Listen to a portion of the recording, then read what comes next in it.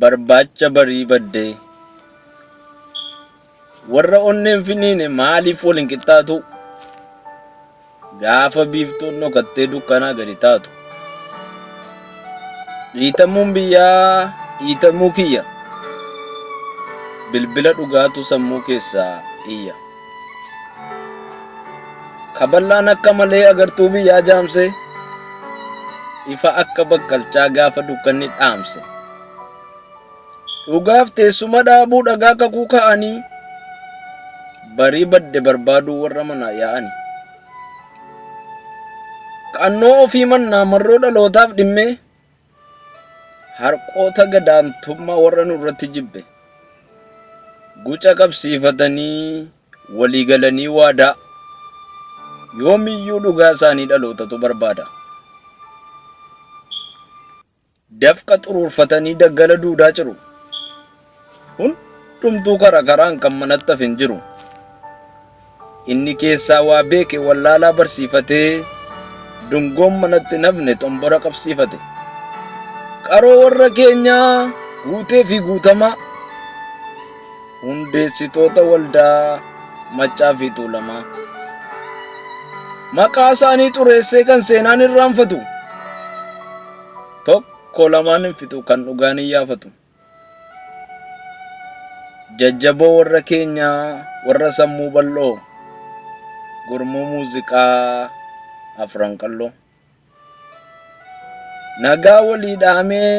dhiiga walitti kufe kallattii afran irraa guca walitti dhufe akiliiluu haftee akaala wal dabtee kifilee yirgatu egeree oromootti warra kiyyootatu warri gubbaa sanaa achii gadi dubbatan firattamatu gaafa nama tuffatan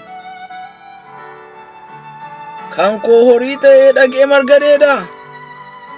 hidhii nyaachaa gabba'e garaan aare gadheedha hiddi gaafa xiiqii yaa'ee wal utuba akka gaafa taaddasaa lafa citee dhukkuba dhalli namaa baratee mataa waa hundaa koraa eenyutu baraan gugguufee qarmii cora gaaffii dhalootaatu sammuu keessaa dho'ee haadha dhala qimmiidee taa'uuf ijaajuu dhowwe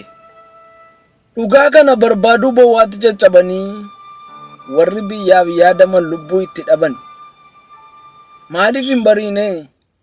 maa galfata nyaata jaalala uummataa hin argine laata hawwii barii lafaa dukkanatti baanee bara dhufaa darbaa jireenya nuun taane waan dhugaa falmateef utuu dhalli namaa hidhaatti gubatu yaa'ii teessisanii firooma dubbatu hantuuta boolla galtee boolla meeqa qotattu adurree afaan boollaa teessee qeensa qorattu baraan ta'anii tokkummaa wal kaku warra waliin galle boolla tokkotti naqu tulluuf dachaan dhufee wal qixxaatee utuu dhalli namaa walii taate silaa gaafa sana adurree fi hantuuti haadhoo waliif taatee walirratti duuti mirga dhala namaa gad ta'anii baru kan kana achii garuu waa'ee warra gumaa waa'ee dhuma